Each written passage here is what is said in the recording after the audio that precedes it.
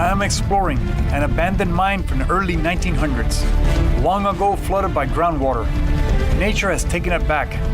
It's deep, mysterious, and dangerous, but for me, it's irresistible. What could be lurking beneath these deep green waters, hiding in giant forests of hydrilla? Are the alligators that live here shy, or more prone to attack? And will darkness reveal its true nature? I am Manny Puig. I have spent my whole life learning to survive like Tarzan in the most dangerous and primitive wilderness, where you can be killed or eaten. I have learned the ways of giant, man-eating predators, deadly sharks, and reptiles, where every encounter may spell disaster in the savage wild.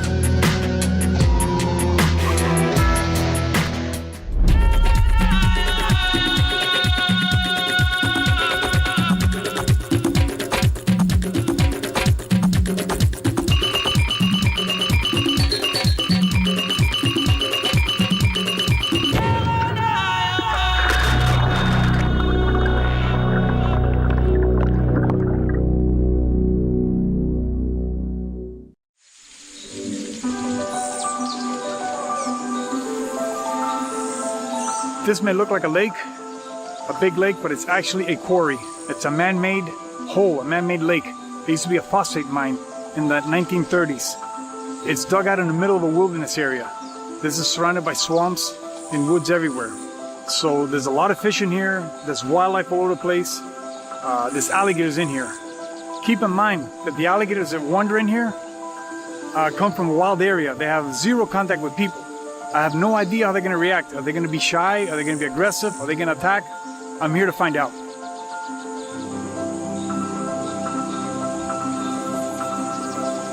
Take into account that the fish are in here were not put in here.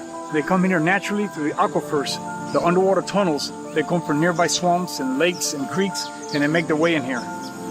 Also, the edges are full of cattails. Plenty of hiding places for fish and alligators and snakes. And it's also deep. So you have shallow water and deep water come in contact, which creates a very unique situation, very interesting for wildlife and fish. This is to keep the mats from fogging up. You don't have soap to spit in it.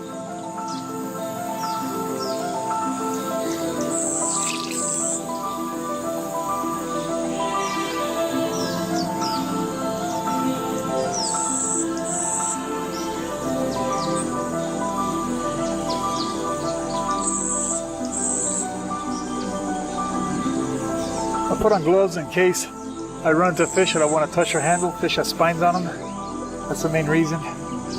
For handling an alligator, I prefer not to have a glove on, because I can feel the skin better and I can touch it. They got like a nice gentle leather down here, down their bellies. They're gentle. They don't. Sometimes if you squeeze down and if you shake so hard, it'll rip the flesh off your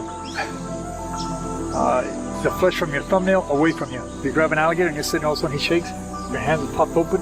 You're bleeding out of every one of your fingers.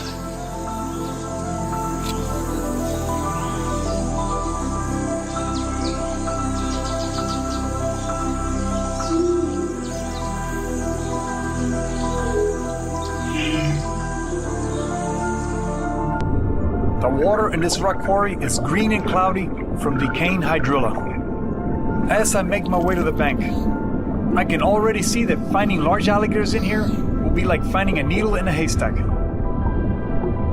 There are signs of alligators, large tunnels in the hydrilla, but the plants are so dense, you could be 1 foot away and not know it. This is the first time I have explored one of these abandoned mines. Because they are on private property, the wildlife is totally isolated.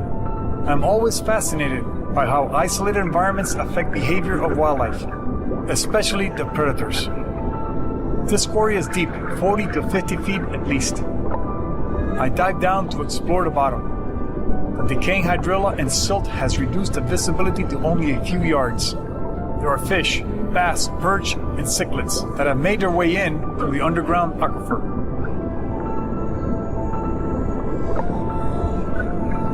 Even down deep, there's a jungle of hydrilla. And as you get near the shore, it's a high forest. It is a green jungle of hydrilla It goes into where the cattails are. There's tunnels inside there. There's a million places for big fish and alligator to hide. I mean, giant dinosaurs could hide in here. What appears to be a barren desert will reveal its secrets with darkness. When violent predators, monsters that go bump in the night, are prowling. I told Cueta we gotta get out of here before it kills us. This may be my most dangerous mission yet, but this is the only way I can learn about these isolated alligators.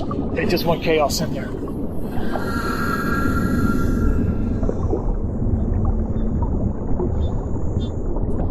This abandoned mine from the early 1900s holds countless mysteries. What is lying on the bottom, buried in silt and decaying hydrilla? There are plenty of places for large alligators to hide. This rock quarry is deeper than any natural lake in Florida. Except for a few small fish, it seems barren. Will nightfall reveal its secrets? That's an example of the equipment, mining equipment that's been left out here. There's probably a bunch of it sunk down here in the bottom, but the silt is so deep down there, it's accumulated over the years, that it could be 30 feet under silt, whatever is down there. They were just a very, very dangerous place in the early 1900s. That's why they are all so protected now, and normally they're all on private property surrounded by fences and stuff because they're such a liability to people. People don't realize how deep these things are and how dangerous they are. When this was being dug, once they hit a certain depth into the ground, this is Florida, wherever, so right away you're going to hit the water level, and the water's going to start sipping in from the aquifer from below. You dig a hole anywhere, it's like creating a giant well. It's going to fill up with water. And so this is pretty deep. There are very deep places in here. I don't know exactly how deep it is. They could be mining equipment in here. They could be bodies down here. Anything could have fallen in here. There's a crane in here somewhere. There's an entire crane in here. So if you can hide a crane in here and not know where it is, you can imagine how many people could fall in here and drown. I'm interested in all the wildlife here, but mainly the alligators. I want to know what their habits are like in this area. Are they coming in from other areas? Are they isolated in here? Have they been exposed to humans? Are they going to be shy or aggressive towards humans? I'm here to find out.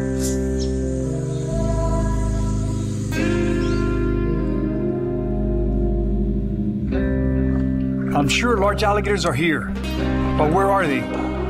They seem to be completely hidden, so I have my work cut out for me. The banks of this quarry are almost vertical.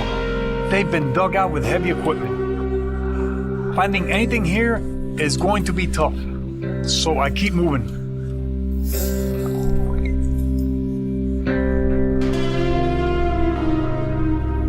I find nothing but small fish and mountains of hydrilla. Hydrilla is actually a non-native plant, and Florida's waterways are choked with it. In most rivers and lakes, they use special fish, insects, and even chemicals to control it. But here, it has been allowed to grow unchecked for years.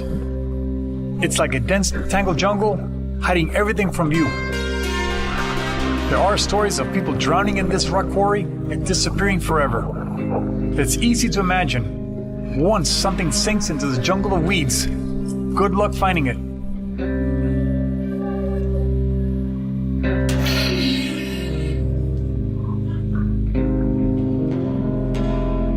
After searching the bottom for hours, I decide that nightfall is my only chance of finding alligators.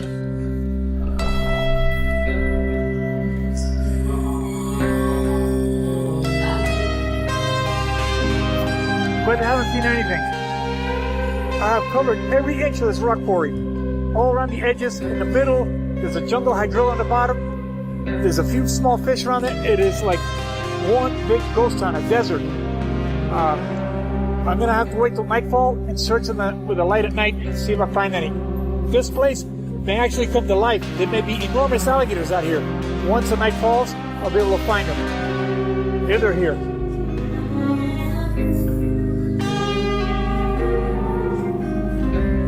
It looks so peaceful out here at night, but in the darkness, now it could be a very violent world down there.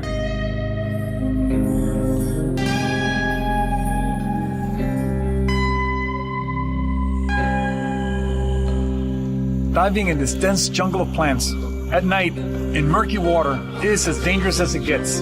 This is a perfect place for an ambush predator to take down prey. This is an extreme test of nerve.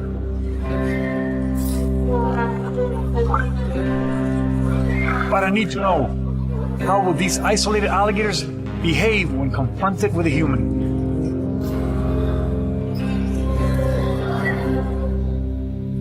I am exploring a flooded mine, dug in the early 1900s, long ago abandoned. These old mines are found all over Florida and are extremely dangerous. Full of mining equipment, water moccasins, and alligators. I have spent the day searching for predators. There are signs they have been here, but so far nothing but small fish and mountains of hydrilla. As darkness settles in, I wonder what we will find beneath these murky waters.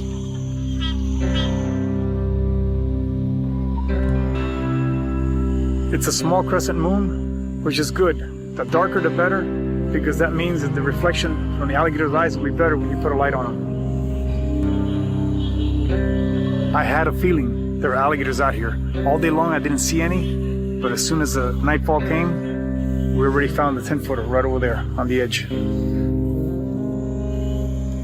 What we're seeing there is an eye of an alligator. By the color of it and the space in between his eyes, appears to be an alligator between the 8 and 10 foot range. His eyes are glowing red, and you can even see when he blinks. Cuete and I get set. Every encounter with a dangerous predator is unpredictable. But this is like going in blindfolded. We could be surprised from any angle.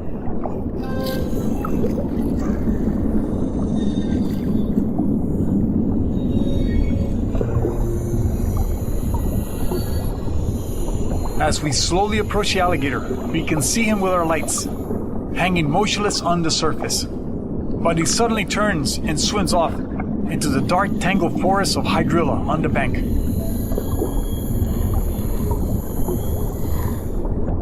I can see a trail of debris where he went in. Following him in there is almost suicide. But we continue to scan the weeds, hoping to find him.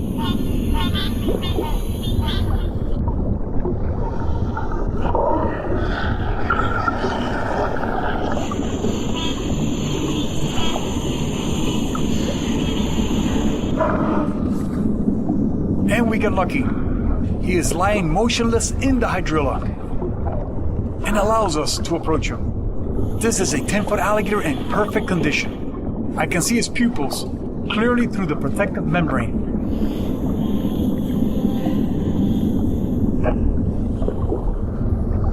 This is the size of alligator, responsible for most of the attacks on humans. He could easily make a meal out of one of us, but he allows us to carefully study him.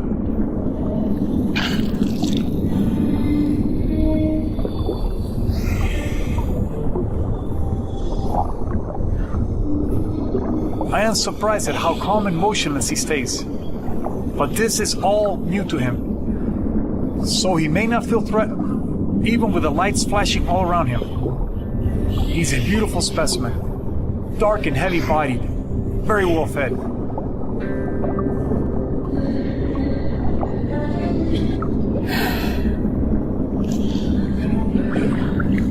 I decide to levitate him to see how he reacts. But he bolts off with the slightest touch of my hand.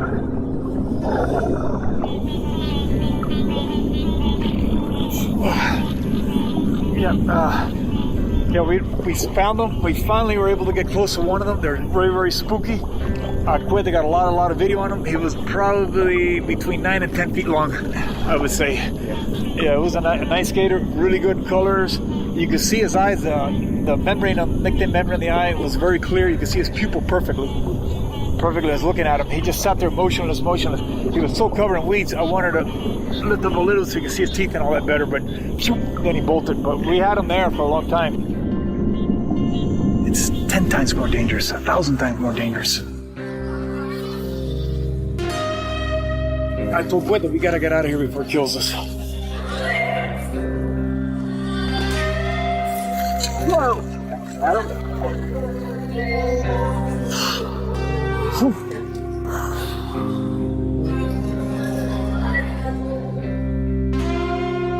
I am exploring an abandoned mine, long ago flooded and full of mystery. In the day, it was like a barren desert, full of mountains of hydrilla. But monsters are appearing in the darkness. Already I've encountered a 10-foot alligator. And I can sense more out there, waiting in the murky water. How will these isolated alligators behave? Will they attack us or shy away? I'm searching for answers in this nightmare of tangled weeds. Only minutes after encountering a 10-foot alligator on the bank, we have discovered another, swimming on the surface in deep water, heading for the cattails. Once again, Quet and I slipped silently over the side. And this time, I decided to go deep into the cattails to find him.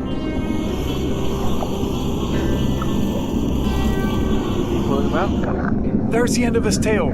I can tell this is a very large alligator. And as I gently lift his tail, he explodes away. That was such a difficult situation for me. All of a sudden I saw his tail like right there. Right there, beautiful. I know it's a very large alligator. I can see his tail, so now I quit to come in there and video his tail. But we couldn't, his head's right there, you can't see nothing. So what I did is I put my hand gently underneath his tail, I slowly lifted it, and then all of a sudden he just started turning around in there, and it was just like, it just went chaos in there. I told Quit that we gotta get out of here before it kills us. But yeah, he took off from the jungle out there into the middle of the lake.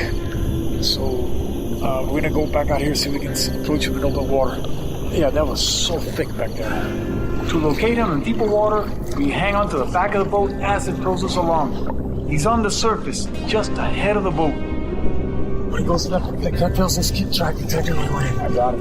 As we drop off to look for him, he turns and heads straight for us. He's coming right to you. He's coming right to you. This is a direct challenge. But then, like in a scene from a monster movie, he sinks out into 50 feet of water.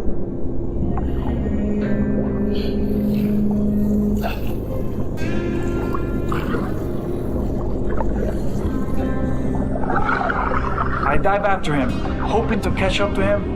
We find him at 40 feet. He's huge and in no mood for games. I decide it's too dangerous to approach him, and we head back to the surface.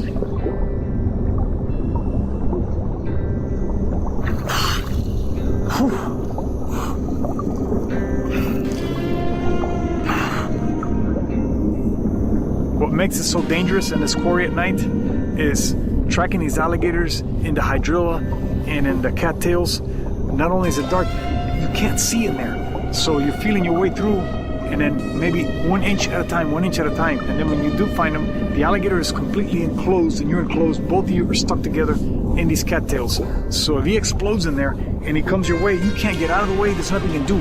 You're literally gonna both be like this in the cattails. So when he explodes, he's pushing through, and you don't even know what's going on. It's chaos. And then in the depth down there, in the darkness and the deep, you don't want to get bit by an alligator down there because you will drown. If he holds you down there, you will drown for sure. If you get attacked by an alligator 40 feet down, that's not good.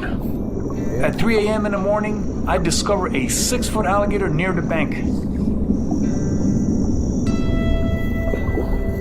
I decide to capture him for an even closer inspection.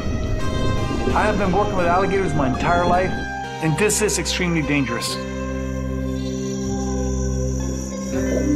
But I want to learn as much as I can about the alligators that live here.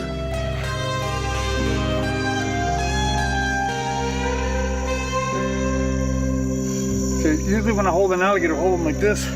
It keeps him from spinning back way, this way or this way, so he can swing this way, this thing, bite me. His mouth is wide open right now.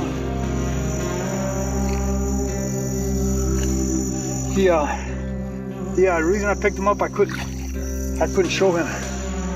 You know, it was too much. We couldn't get no video on him. Too much hydrilla. I can't see him, but I wanted to see one up close. Hold out his tail. Whoa! Got it. Almost got my face. Okay, pick it up again. Work tail out.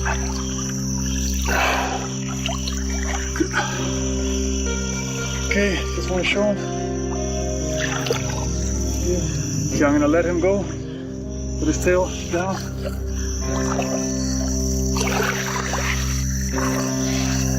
Got his mouth open. Yeah. All right. Wait.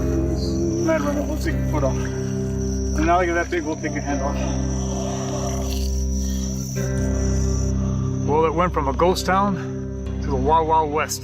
As soon as the sun went down, this place became alive, and it became savage, and it became wild. But I've learned so much about the nature of alligators living in this rock quarry. They're unique because they're isolated. But are they more dangerous or aggressive? Possibly. But I also believe they are less cautious about humans. But what an amazing adventure. And I'm glad you were here to experience it with me.